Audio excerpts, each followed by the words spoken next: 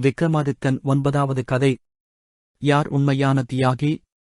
விக்ரமாதித்தன் வேதாளத்தை மீண்டும் மரத்திலிருந்து தூக்கிச் சுமந்து சென்றார். வழியில் வேதாளம் 9வது புதிரை கூறத் தொடங்கியது. ஒரு ராஜ்யத்தில் 3 நண்பர்கள் இருந்தனர். அவர்கள் மூவரும் ஒரே குடும்பத்தைச் சேர்ந்தவர்கள். ஒருநாள் அவர்கள் நாட்டிற்கு பெரிய அபாயம் ஏற்பட்டது. ஒரு எதிரி ராஜ்யம் அவர்கள் நாட்டைத் தாக்கிவிட்டது. அப்போது ராஜா அறிவிப்பு செய்தார். நம்முடைய நாட்டைக் காப்பாற்ற யார் தங்கள் உயிரை தியாகம் செய்யத் தயாராக இருக்கிறார்கள்? இந்த அறிவிப்பைக் கேட்டதும் முதல் நண்பர் போருக்கு சென்றார். ஆனால் எதிரிகளைப் பார்த்ததும் பயந்து ஓடிவிட்டார்.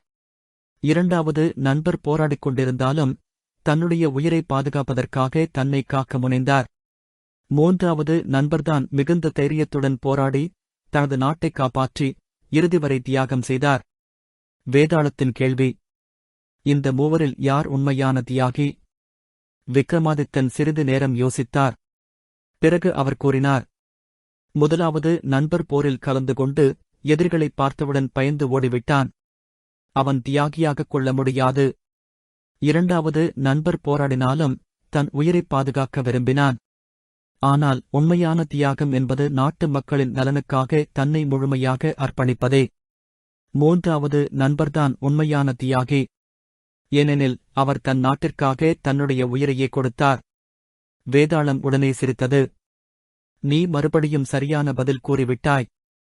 ஆனால் பேசாமல் இருக்க வேண்டும் என்று கூறியிருந்தேன். இப்போது நான் மீண்டும் மரத்திற்குப் பறக்கிறேன் என்று கூறி மீண்டும் மரத்திற்குப் பறந்தது.